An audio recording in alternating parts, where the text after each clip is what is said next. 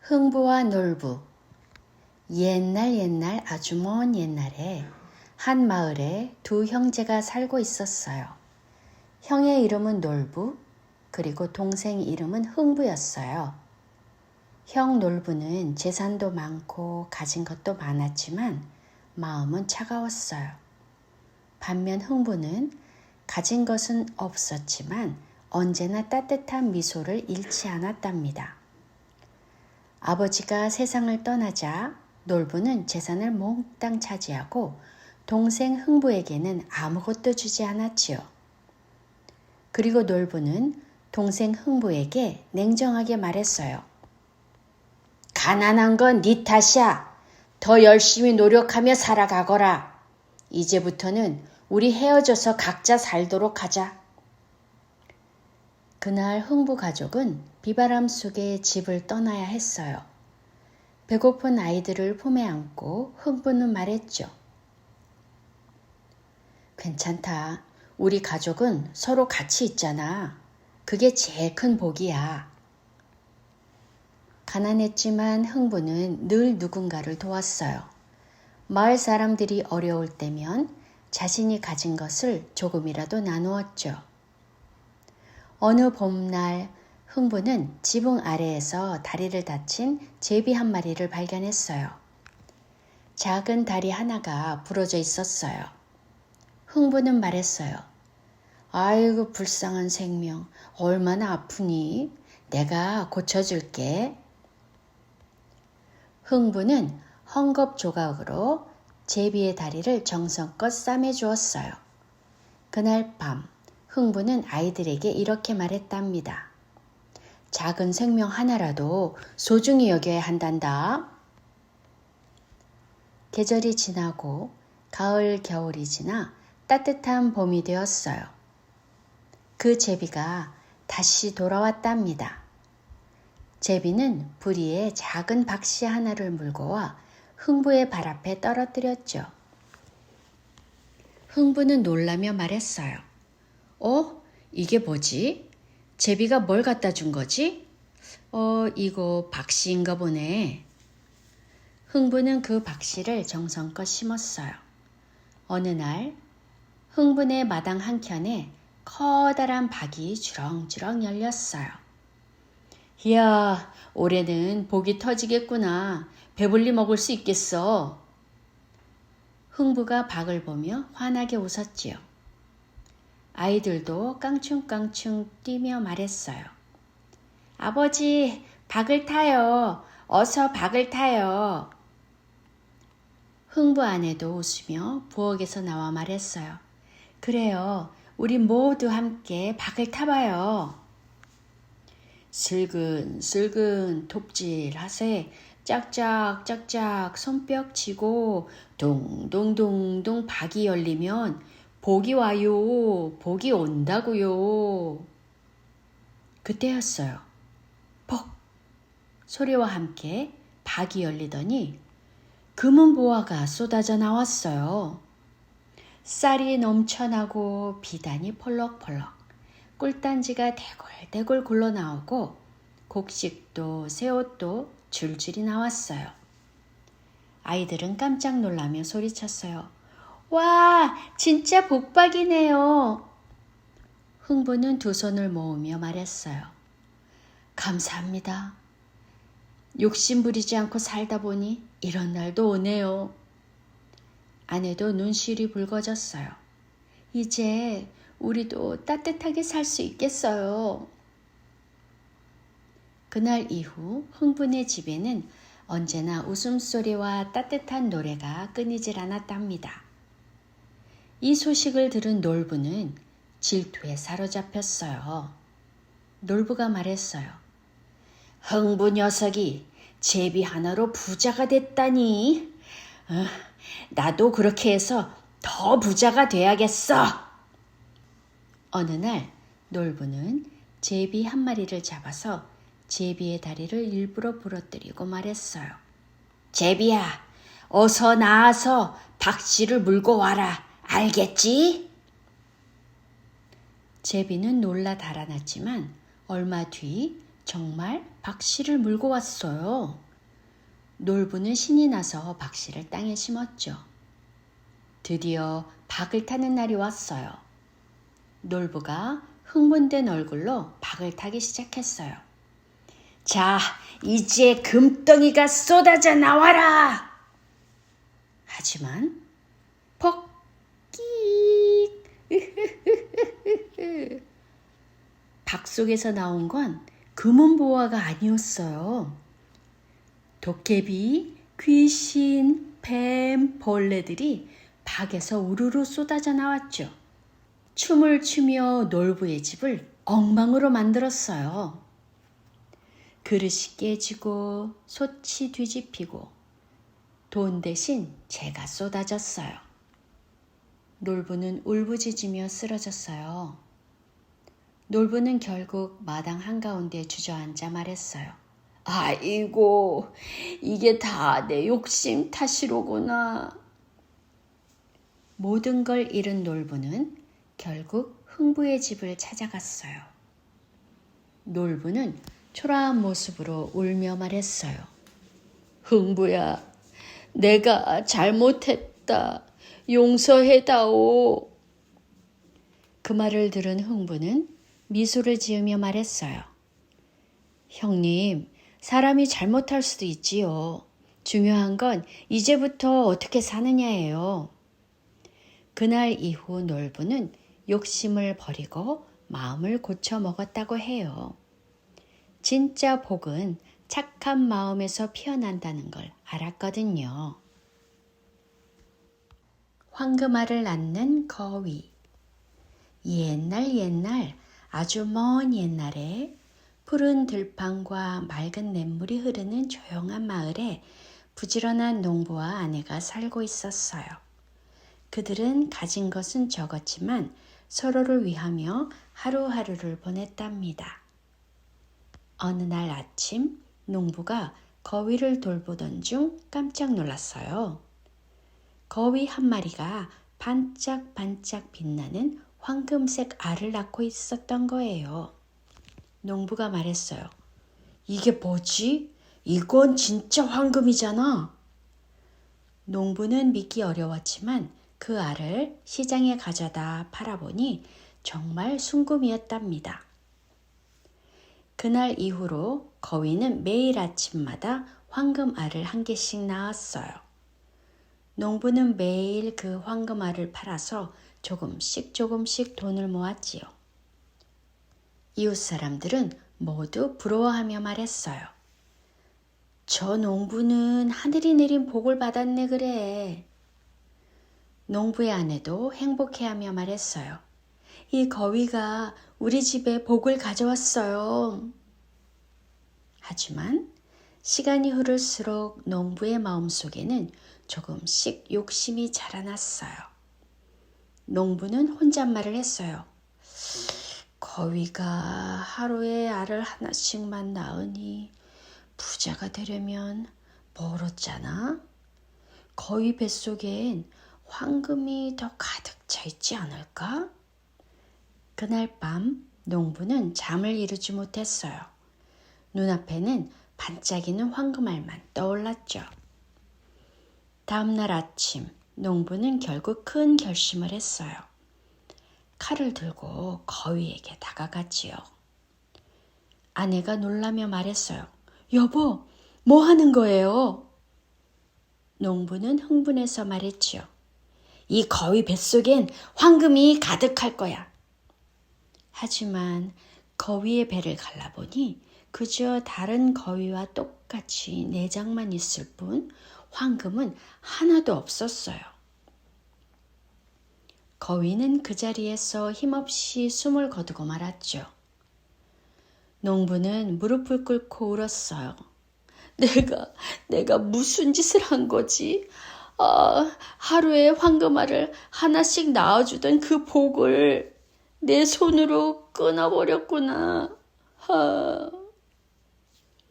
그날 이후 농부의 집은 다시 가난해졌어요. 황금알도 거위도 행복도 모두 사라졌죠. 콩쥐 팥쥐. 옛날 아주 먼 옛날에 충청도의 어느 마을에 착하고 예쁜 소녀 콩쥐가 살고 있었단다. 콩쥐는 어릴 때 어머니를 잃고 아버지와 단둘이 살았어요. 비록 가난했지만 콩쥐는 언제나 밝고 부지런했지요. 새벽이면 물을 길어오고 아버지의 옷을 손수 기워드리며 말했어요. 아버지, 오늘은 제가 밭일도 도와드릴게요. 그렇게 콩쥐는 늘 웃음을 잃지 않았답니다. 하지만 어느 날 아버지가 새어머니를 맞이하면서 콩쥐의 인생은 달라졌어요. 새어머니는 겉으로는 다정했지만 속마음은 달랐어요. 자신의 딸인 팥쥐만 예뻐하고 콩쥐에게는 집안의 모든 일을 떠맡겼죠. 콩쥐야, 독에 물을 다 채워놓지 않으면 밥은 없다. 콩쥐는 독을 들여다보며 물을 길었어요. 그런데 아무리 부어도 물이 줄줄 새어나가는 것이었어요. 알고 보니 독 밑에 구멍이 뚫려 있었어요. 지친 콩쥐가 울먹이자 어디선가 폴짝 뛰어온 두꺼비 한 마리가 말했어요. 걱정 마, 내가 도와줄게. 두꺼비는 진흙을 물어다 구멍을 막아주었답니다. 덕분에 독은 물이 금세 가득 찼어요. 하지만 새어머니는 또다시 콩쥐를 괴롭혔어요. 이번엔 벼가 들어있는 커다란 자루를 내밀며 말했죠. 이 벼를 다 찧어서 껍질을 벗겨놓거라. 내일 아침까지 끝내지 못하면 혼날 줄 알아. 콩쥐는 손이 아프도록 일을 했지만 그 많은 벼를 언제 다 찧을 수 있을까요? 눈물이 핑 돌던 그때 창문 밖에서 짹짹 짹짹짹짹 소리가 들렸어요. 수많은 참새들이 날아와 콩쥐를 도와줬어요. 콩쥐야, 걱정하지 마. 우리가 도와줄게.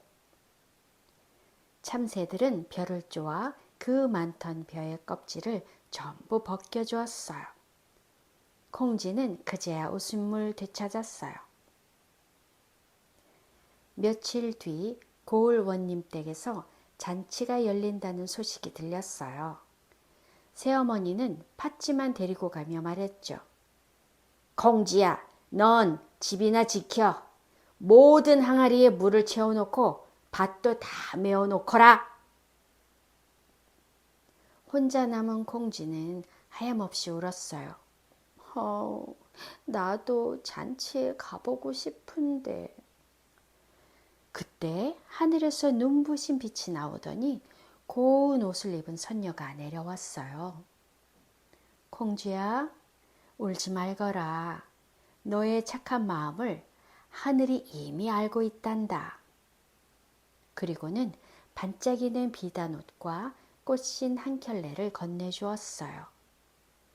이 옷을 입고 이 꽃신을 신고 어서 잔치에 다녀오너라.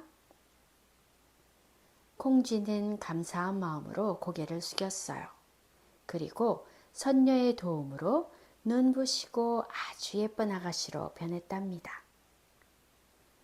잔치에 나타난 콩쥐를 본 사람들은 모두 놀랐어요. 저 아가씨는 누구지? 참 곱구나. 고을원님의 아들도 콩쥐에게서 눈을 떼지 못했어요. 이렇게 아름다운 아가씨는 처음 봅니다. 콩쥐와 원님의 아들은 함께 춤을 추고 이야기꽃을 피웠어요. 하지만 기쁨도 잠시 뉘엿뉘엿 해가 저물어가고 있었어요. 큰일이다. 새어머니가 돌아오시기 전에 돌아가야 해. 콩쥐는 황급히 뛰어나갔고 다리 위를 달리다가 그만 꽃신 한 짝을 떨어뜨리고 말았어요. 며칠 뒤 원님 아들은 꽃신을 들고 마을을 돌아다녔어요. 이 신에 꼭 맞는 아가씨를 찾아서 내 아내로 삼겠소. 마을의 모든 아가씨들이 신어봤지만 맞지 않았어요. 새어머니는 팥쥐의 등을 내밀며 말했죠. 우리 팥쥐가 잔치에 갔었죠. 이 신이 꼭 맞을 거예요. 하지만 팥쥐의 발엔 신이 들어가지 않았어요. 그때 콩쥐가 살며시 나왔어요. 조용히 신을 신어보니 콩쥐의 발에 꼭 맞았어요. 원님 아들은 환하게 웃으며 말했죠. 드디어 찾았어. 내가 기다리던 아가씨가 바로 이 사람이오. 콩쥐는 원님의 아들과 혼례를 올리고 착하고 현명한 며느리로 사랑받으며 살았답니다. 새어머니와 팥쥐는 자신들의 잘못을 뉘우치고 다시는 나쁜 마음을 품지 않았대요. 시골쥐와 서울쥐. 옛날 아주 먼 옛날에 들꽃 향기 가득한 시골 마을에 작고 순한 시골쥐 한 마리가 살고 있었어요. 시골쥐는 넓은 들판 옆 헛간에서 살았죠. 아침이면 새소리가 들리고 오후엔 따뜻한 햇살이 들어왔어요. 보리, 콩, 감자 조각으로 하루하루를 넉넉하게 보냈어요. 에휴, 비록 먹을 건 단촐하지만 마음은 참 편하구나. 시골쥐는 이렇게 혼잣말을 하며 늘 감사한 하루를 살았어요. 그러던 어느 날 똑똑 문 두드리는 소리가 들렸어요. 야, 이게 누구야? 나야, 네 친구 서울쥐야. 문을 열자 반짝이는 털에 향기까지 나는 서울쥐가 서 있었어요. 이게 얼마만이냐, 친구야? 둘은 반갑게 포옹했지요. 서울쥐는 시골쥐의 밥상을 보더니 코를 찡그렸어요. 이게 네 밥상이야? 보리 아래 콩에 감자라니 너무 초라하잖아. 시골쥐는 웃으며 말했어요. 그래도 배부르게 먹고 아무 걱정이 없어.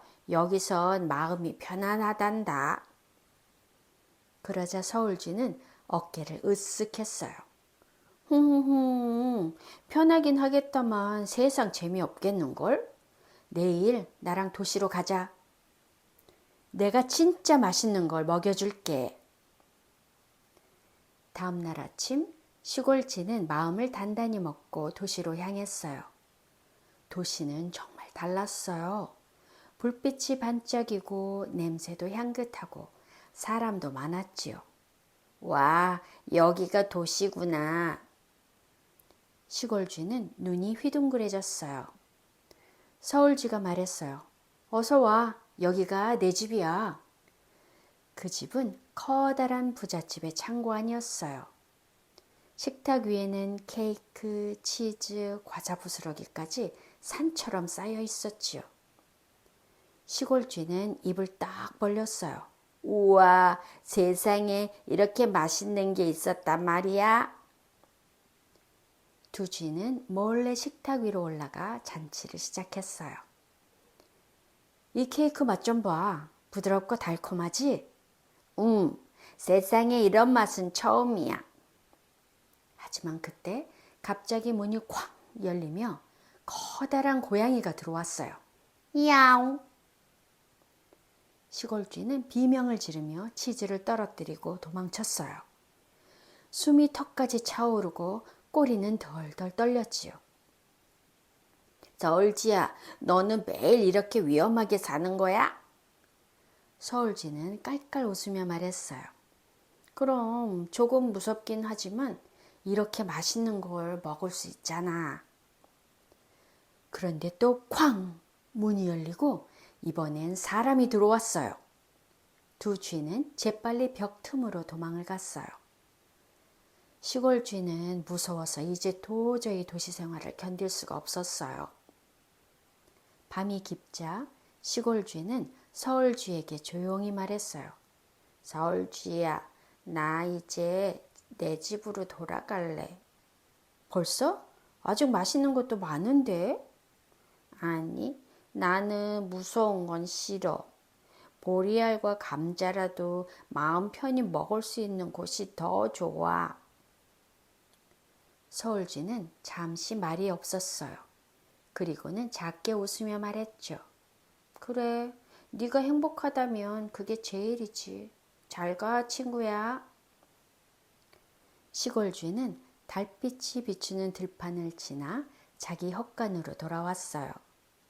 귀뚜라미 소리, 풀냄새, 따뜻한 바람. 그래, 여기가 바로 내 행복이야. 시골쥐는 조용히 웃으며 고개를 끄덕였어요. 그 뒤로 시골쥐는 다시 평화로운 나날을 보냈답니다. 북풍과 태양. 얘들아, 하늘 위에는 언제나 온 세상의 구석구석을 지켜보는 두 친구가 있단다. 한 친구는 거세고 차가운 북풍, 또 한 친구는 따뜻하고 밝은 태양이지. 둘은 늘 누가 힘이 더 센지, 누가 더 대단한지 다투곤 했단다. 그러던 어느 날 둘은 결국 내기를 하게 되었어. 태양아, 세상에서 진짜 힘은 나처럼 세차게 부는 바람이야. 내가 한번 크게 불면 나무도 쓰러지고 지붕도 날아가. 그래. 하지만 힘만으로는 세상을 움직일 수는 없어. 내 따뜻한 햇살이야말로 진짜 힘이라고. 그들은 동시에 아래를 내려다보았어. 저 멀리 길을 걷고 있는 나그네 한 사람이 있었지. 좋아, 저 나그네의 외투를 먼저 벗기는 쪽이 이기는 거야. 두 친구는 그렇게 내기를 하기로 결정했단다. 먼저 북풍이 나섰어. 후, 쉬, 힝. 거센 바람이 산과 들을 휩쓸었지. 나그네는 모자를 꾹 눌러쓰고 외투를 꽁꽁 여몄어. 어우, 춥다. 이러다 얼어붙겠어. 북풍은 더 크게, 더 세게 차가운 바람을 불어댔어. 후, 휘, 후, 후. 하지만 바람이 세지면 세질수록 나그네는 외투를 더 꼭 붙잡았단다. 결국 북풍은 지쳐서 숨을 헐떡이며 포기하고 말았어. 이럴 수가. 아무리 세게 불어도 저 나그네의 외투를 벗길 수가 없네. 태양이 말했어. 이제 내가 해볼게.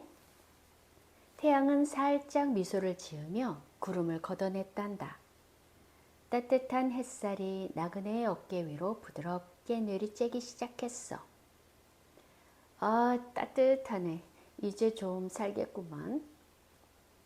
조금 더 시간이 지나자 햇살은 더욱 포근해졌어.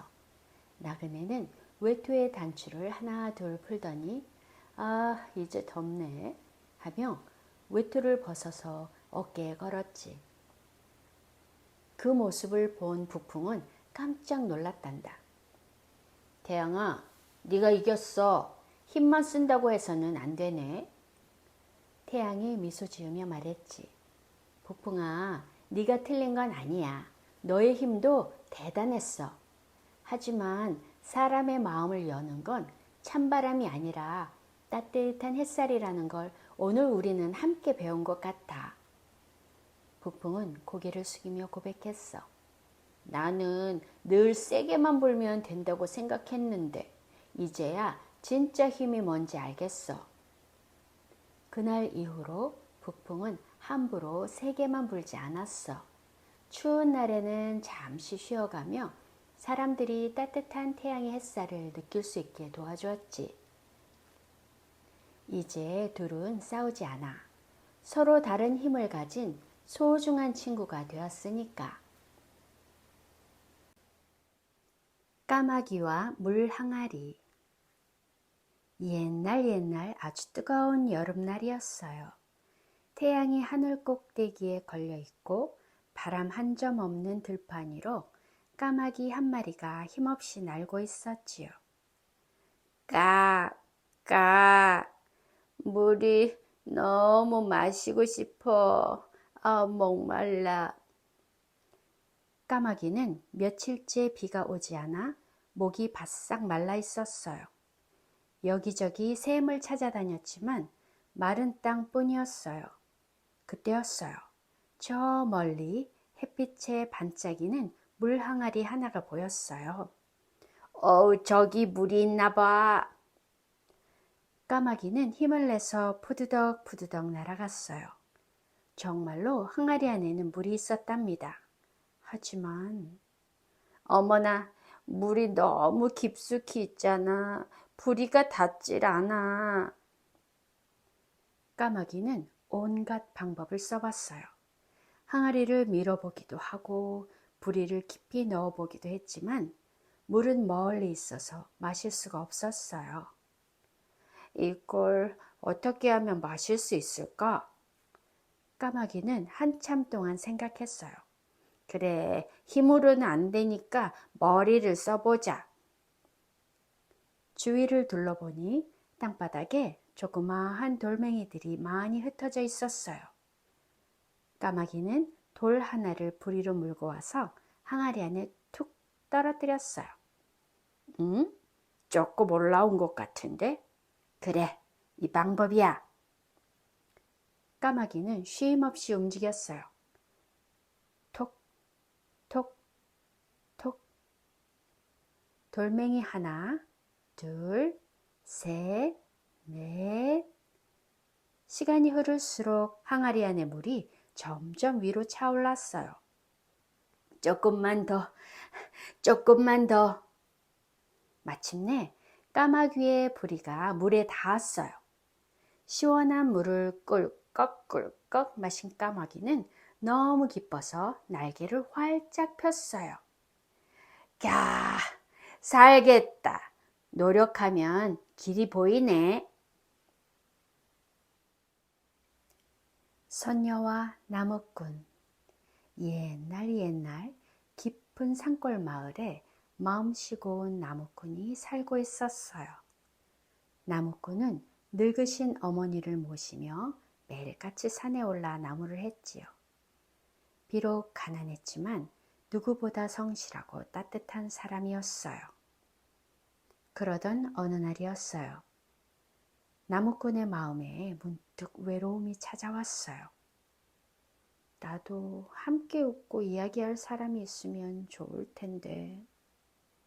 그날 이후로 그는 하늘을 올려다보며 혼잣말을 하곤 했어요. 어느 맑은 날 나무꾼이 산속 깊은 곳에 있는 연못가를 지나다가 놀라운 광경을 봤어요. 고운 빛이 나는 하늘하늘한 옷을 입은 선녀들이 하늘에서 내려와 물놀이를 하고 있었지요. 그 아름다움에 숨이 멎은 나무꾼은 나무 뒤에 숨어서 선녀들을 바라봤어요. 그때 근처에 살던 노파가 다가와 속삭였어요. 나무꾼아, 선녀의 날개 옷을 숨기면 하늘로 돌아가지 못한단다. 그러면 그 선녀는 네 곁에 머물게 될 거야. 나무꾼은 망설였지만 마침내 가장 고운 선녀의 날개옷을 살짝 숨겼어요. 물놀이가 끝나자 선녀들은 하나 둘 하늘로 올라가기 시작했어요. 그런데 한 선녀만이 날개옷을 찾지 못했어요. 어쩌지? 내 날개옷이 없어졌어. 그녀는 울먹이며 연못가를 둘러보았어요. 그때 나무꾼이 조심스럽게 다가가 말했어요. 두려워 마세요. 제가 저희 집으로 모셔드릴게요. 선녀는 처음엔 무서웠지만 나무꾼의 따뜻한 눈빛에 마음을 놓았어요. 그날 이후 두 사람은 함께 살기 시작했고 서로를 진심으로 사랑하게 되었어요. 세월이 흘러 나무꾼과 선녀는 두 아이를 낳았어요.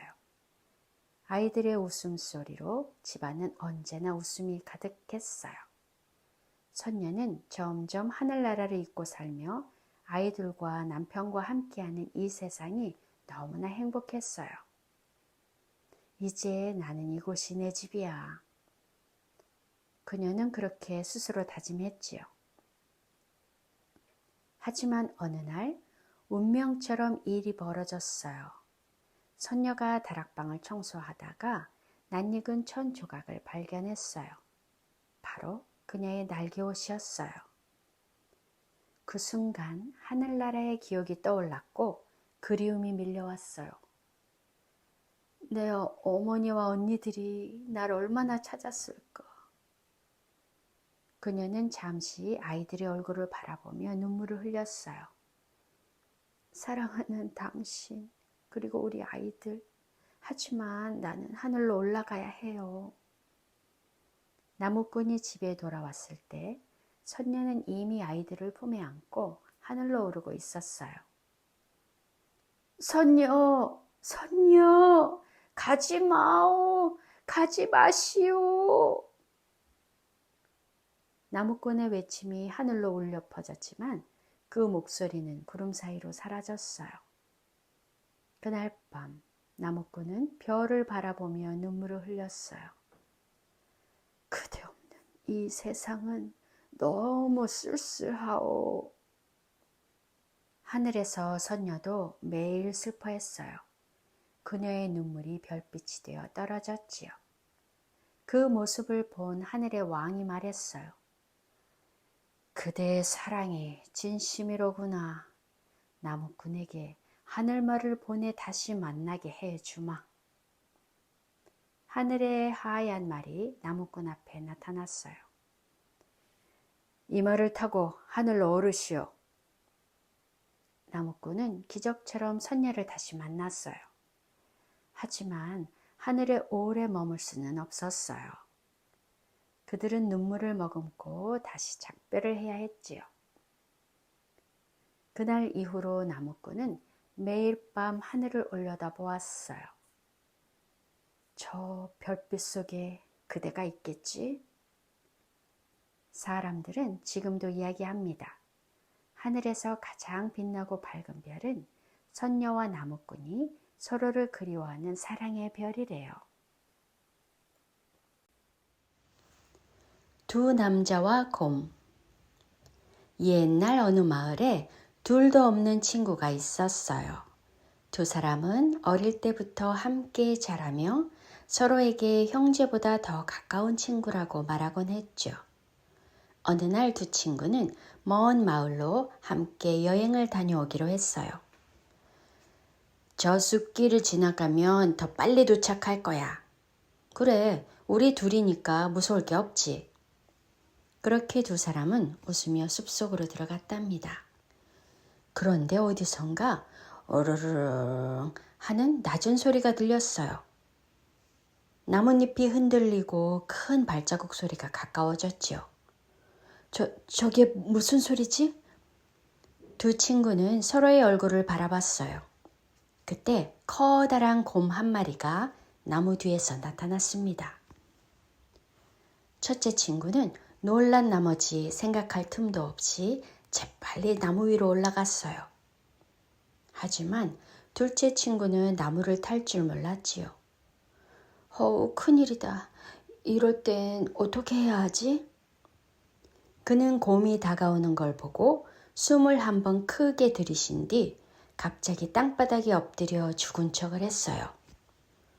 곰은 둘째 친구에게 천천히 다가와 코를 킁킁 댔어요. 곰이 둘째 친구의 머리와 팔과 다리의 냄새를 맡으려고 가까이 다가왔지만 남자는 숨을 참고 꼼짝도 하지 않았어요. 곰은 이 사람은 죽었구나 라고 생각을 했는지 이내 천천히 고개를 돌리고 숲속으로 사라졌답니다. 곰이 완전히 사라지자 곰을 피해서 나무 위로 올라갔던 친구가 슬그머니 내려왔어요. 휴, 살았다. 정말 아찔했소. 그러고는 땅에 엎드려 있던 친구에게 다가가 말했어요. 야, 곰이 네 귀에다 뭐라고 속삭이던데 무슨 얘기했어? 둘째 친구는 천천히 일어나 먼 하늘을 바라보며 말했어요. 곰이 내 귀에 뭐라고 얘기했는지 알아?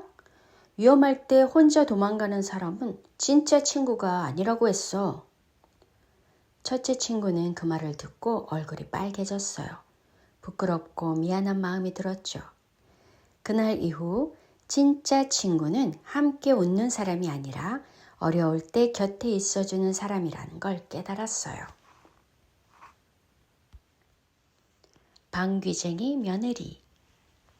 옛날 아주 먼 옛날 산 좋고 물 맑은 시골 마을에 한 총각이 살았어요. 그 총각은 착하고 부지런했지만 아직 장가를 가지 못했지요. 그런데 어느 날 장터에 갔다가 한 처녀를 만나게 되었어요. 처녀는 얼굴이 환하고 웃는 모습이 참 고왔어요. 총각은 첫눈에 반해서 그만 마음을 빼앗기고 말았답니다. 그리하여 두 사람은 서로 마음이 맞아 결혼을 하게 되었어요. 며느리는 일도 잘하고 성격도 밝아서 시댁에서도 아주 예뻐했지요. 그런데 딱 하나 문제가 있었어요. 바로 며느리의 방귀였어요. 며느리가 뽕 하고 방귀를 뀌면 집이 흔들리고 푸드덕 지붕에 있던 참새들이 놀라서 날아올랐어요. 시어머니는 깜짝 놀라서 말했어요.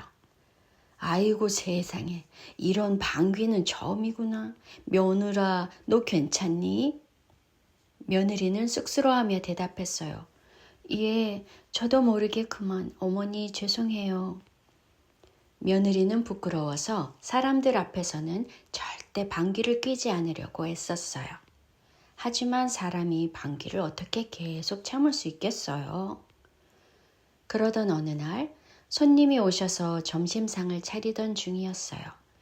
며느리의 뱃속에서 꾸르르르 소리가 나기 시작했어요. 며느리는 속으로 안 돼, 지금은 절대로 안 돼. 손님이 계시잖아. 참아야 돼. 그녀는 꾹꾹 참고 또 참았어요. 하지만 결국 뽕! 엄청난 소리가 마당까지 울려 퍼졌어요. 손님들이 깜짝 놀라 젓가락을 놓고 시어머니는 얼굴이 빨개졌죠. 아이고, 이런 민망한 일이 있나. 그날 이후 시어머니는 며느리를 불러 말했어요. 며느라, 우리 집이 작은데 네 방귀 소리 때문에 동네가 다 시끄럽다. 그냥 친정집에 가서 며칠 쉬고 오너라. 그러면 좀 나아지지 않겠니? 며느리는 속이 상했지만 하는 수 없이 친정으로 돌아갔어요. 며느리가 떠나자 집안은 조용했어요. 하지만 이상하게도 며느리가 없으니 밥맛도 없고 집안도 어수선했어요. 며칠이 지나자 시어머니는 며느리가 보고 싶어졌어요. 그래서 아들에게 말했지요. 얘야, 네 아내를 다시 데려오너라. 그 방귀 소리만 빼면 참 좋은 며느리야. 아들은 기쁜 마음으로 처갓집으로 달려갔어요. 여보, 어머니께서 다시 오라고 하셨어. 정말요? 하지만 제 방귀 때문에. 괜찮대. 어머니도 이젠 다 이해하신대. 그렇게 며느리는 다시 시댁으로 돌아왔어요. 그날 저녁 며느리는 밥상을 차리다가 그만 또 뱃속이 꾸르륵거렸어요. 시어머니는 웃으며 말했어요. 이젠 괜찮다. 그냥 시원하게 끼거라. 그러자 며느리는 활짝 웃으며 뽕뽕뽕 연달아 방귀를 뀌었어요. 그런데 그 순간 지붕 위에 있던 기왓장이 우르르르 떨어지고 마당에 있던 항아리 뚜껑이 퍽 하고 날아갔어요. 아이고, 이게 무슨 일이야? 하지만 곧 모두 배를 잡고 깔깔 웃었답니다. 그날 이후 마을 사람들은 며느리를 방귀쟁이 며느리라 불렀어요. 하지만 아무도 놀리지 않았어요. 왜냐하면 그 방귀 덕분에 집안이 늘 웃음으로 가득했기 때문이죠. 사자와 여우와 당나귀. 옛날 아주 깊은 산속에 사자가 살고 있었어요. 그 사자는 숲의 왕이었죠. 모든 동물들이 사자를 보면 벌벌 떨 정도로 아주 무서운 존재였답니다. 하지만 요즘 사자는 조금 게을러졌어요. 매일같이 누워서 이렇게 말하곤 했죠. 사냥은 귀찮구나. 나 대신 사냥할 녀석이 있으면 좋을 텐데. 그러던 어느 날 사자는 머리가 좋은 여우와 힘이 장사인 당나귀를 불러 함께 사냥을 하기로 했어요. 사자는 말했어요. 여우야, 너는 꾀가 많으니 동물들을 유인해 오너라. 당나귀야, 너는 힘이 세니 놈들을 몰아서 오거라. 여우가 말했지요. 예, 왕이시여, 최선을 다하겠습니다. 당나귀도 대답했어요. 걱정 마세요. 제가 몽땅 몰아오겠습니다. 그렇게 셋은 한 팀이 되어 사냥을 시작했어요. 여우는 잔꾀를 부려 토끼를 꿰어내고 당나귀는 커다란 발로 땅을 구르며 동물들을 몰아왔어요. 사자는 덤벼드는 짐승들을 번개처럼 잡아버렸지요. 하루 종일 사냥을 하자 토끼, 사슴, 멧돼지까지 먹을 것이 산더미처럼 쌓였어요. 당나귀는 기쁜 목소리로 말했지요. 우와, 오늘은 대성공이에요. 여우도 말했어요.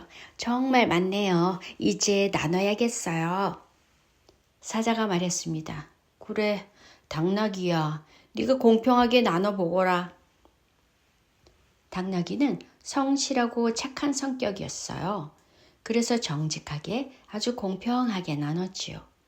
사슴은 사자에게, 토끼는 여우에게, 그리고 멧돼지는 자기 몫으로 남겼어요.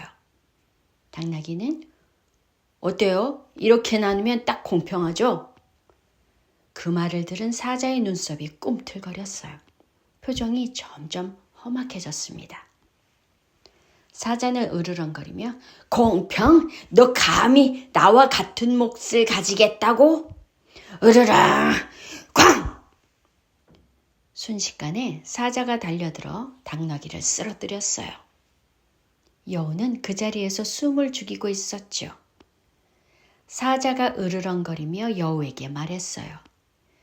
여우야, 이제 네가 나눠봐. 어떻게 해야 하는지 잘 알겠지? 여우는 순간 머리를 굴렸어요. 그리고 아주 공손하게 고개를 숙이며 말했지요. 폐하, 여기 사슴은 아침 식사로, 멧돼지는 점심으로, 토끼는 저녁으로 드시면 어떻겠습니까? 사자는 기분이 좋아졌어요. 허허, 그래, 바로 그거다. 너는 정말 현명하구나. 그런데 여우야, 도대체 그런 지혜를 어디서 배웠느냐? 여우는 웃으며 당나귀에게서 배웠지요, 왕이시여. 사자는 여우의 대답을 듣고 배를 잡고 크게 웃었어요. 허허허허, 그래, 네 말이 맞다. 당나귀는 분배를 잘못 배웠고 너는 그 실수에서 배웠구나. 그렇게 사자는 여우와 함께 맛있는 식사를 했어요. 그리고 그날 이후 여우는 사자의 곁에서 오래도록 현명한 조언자가 되었답니다. 심청전. 옛날 아주 먼 옛날 깊은 산골 마을에 앞을 보지 못하는 아버지와 그런 아버지를 정성껏 모시며 살고 있는 착한 딸 심청이가 있었어요. 심청이는 어려서 어머니를 잃고 홀로 아버지 곁을 지키며 살았답니다. 하루하루 가난하고 힘든 날이 이어졌지만 두 사람의 마음은 언제나 따뜻했죠. 어느 날 저녁이었어요. 초가집 안에서는 조용히 바람 소리만 들려왔습니다. 앞을 못 보는 아버지 심학규는 방 안 구석에 앉아 한숨을 내쉬었어요. 아이고, 내가 눈이 멀지 않았더라면 내 딸 청이를 이렇게 고생시키지 않았을 텐데. 심청이는 부엌에서 조그마한 밥상을 들고 들어오며 아버지께 말했어요. 아버지, 그런 말씀 마세요. 전 괜찮아요.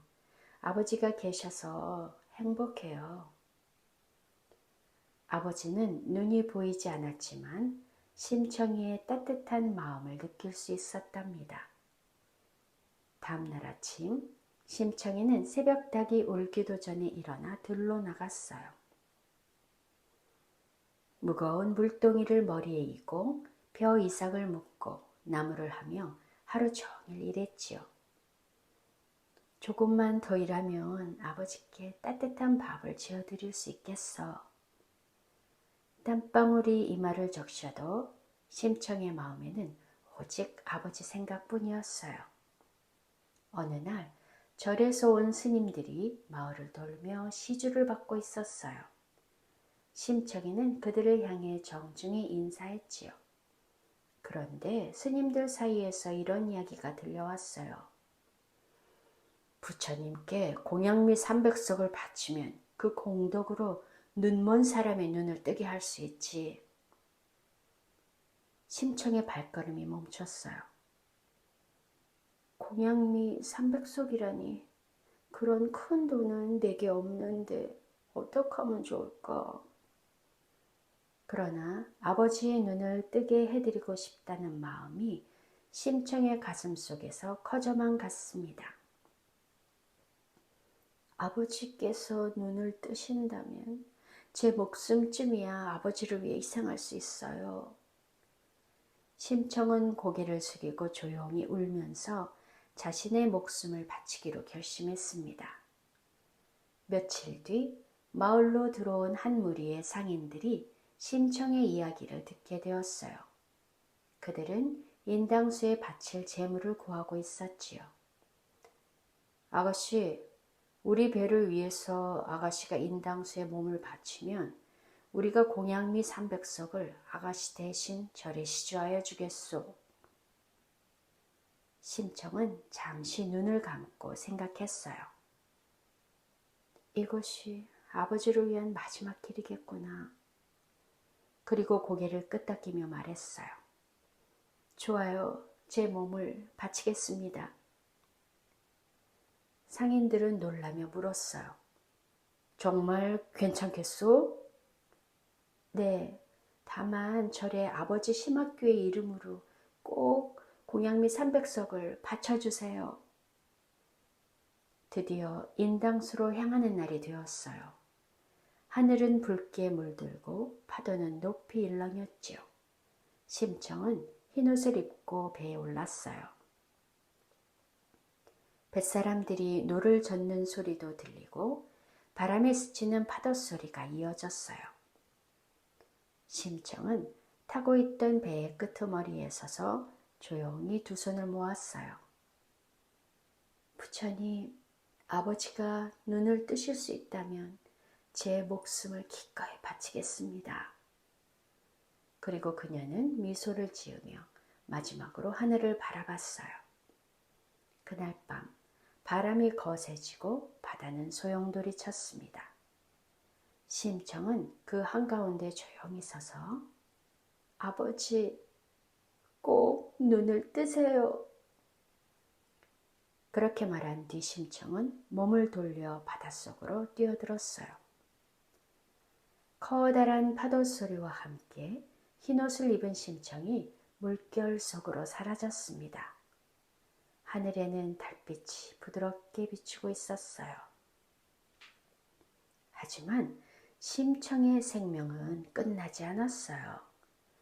인당수 깊은 바다 밑 용왕님이 그녀를 구해주었지요. 이 아이는 효심이 아주 깊구나. 이런 마음은 천년에 한 번도 보기 어려운 일이도다. 용왕은 심청을 따뜻하게 맞이했어요. 아름다운 산호빛 궁전, 물고기 신하들, 그리고 반짝이는 조개등 아래에서 심청은 다시 눈을 떴습니다. 여기는 어디인가요? 여기는 바닷속 용궁이다. 네 효심에 감동하여 널 살려주었노라. 며칠 뒤 커다란 연꽃 속에 심청이를 태워 다시 세상 위로 떠오르게 했어요. 그 연꽃은 어느 날 왕의 궁전 연못에 떠올랐어요. 그 연꽃이 천천히 피어나자 그 안에는 아름다운 여인이 잠들어 있었지요. 바로 심청이었습니다. 그리고 심청이 아버지의 눈을 뜨게 하기 위해서 인당수에 몸을 던졌다가 용왕님의 도움으로 다시 세상으로 나오게 된 이야기를 들려드렸어요. 그 착한 마음씨에 감동한 왕은 그녀를 왕비로 맞이했습니다. 어느 날 심청은 왕에게 청했습니다. 전하, 온 나라의 눈먼 사람들을 불러 큰 잔치를 열고 싶습니다. 왕은 흔쾌히 허락했어요. 잔칫날 수많은 맹인들이 궁궐 앞마당에 모였어요. 그 속에 낡은 옷을 입은 한 노인이 있었어요. 바로 심청의 아버지 심학규였습니다.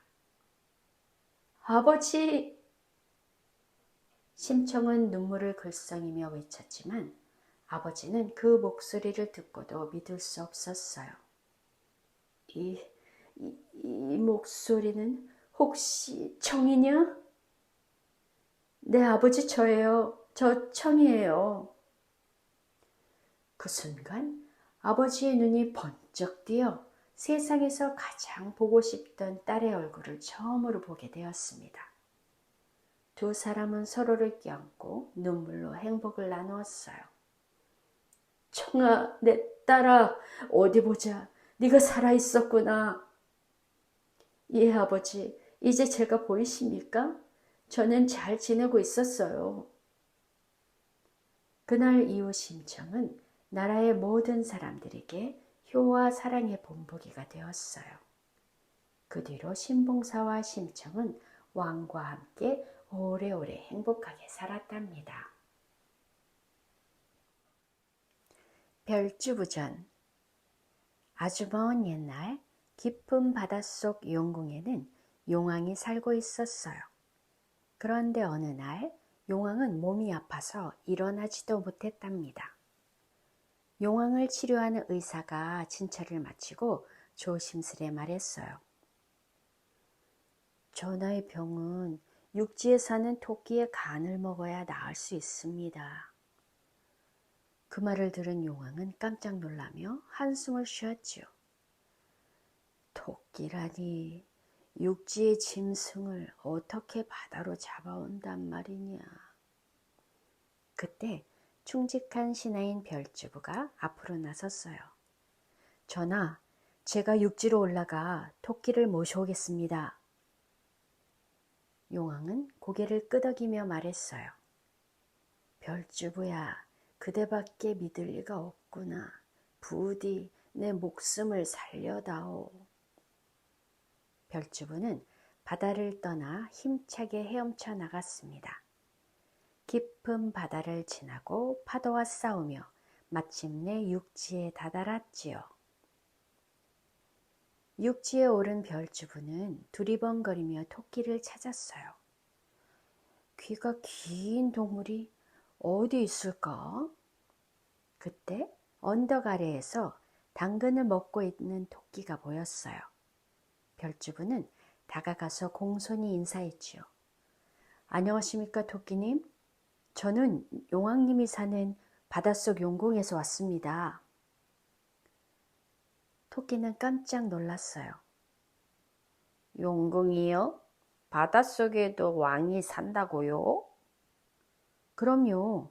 용왕님께서 토끼님을 꼭 뵙고 싶어 하십니다. 용궁에는 금빛의 궁전과 반짝이는 보석 그리고 맛있는 음식이 가득하답니다. 호기심 많은 토끼는 눈을 반짝이며 말했어요. 정말 그런 곳이 있다면 한번 구경 가보고 싶어요. 별주부는 등에 토끼를 태우고 바다로 나아갔어요. 토끼는 바다 위에서 신기한 듯 주위를 둘러봤지요. 우와, 물고기들이 날 보고 인사하네. 하지만 시간이 지날수록 물살이 깊어지고 토끼의 얼굴엔 불안이 스며들었어요. 이상하다. 여기저기 구경하면서 가도 될 텐데 나를 왜 이렇게 급하게 데려가는 걸까? 마침내 토끼는 용궁에 도착했어요. 토끼는 눈이 휘둥그레졌어요. 세상에, 이렇게 아름다운 곳이 있었네. 용왕은 힘겹게 일어나 말했지요. 토끼야, 미안하구나. 내가 몸이 좀 아픈데 내 병은 말이다. 너의 간을 먹어야 낫는다고 한다. 토끼는 그제야 속았다는 걸 깨닫고 심장이 쿵 하고 내려앉았답니다. 토끼는 재빨리 머릿속으로 생각을 했어요.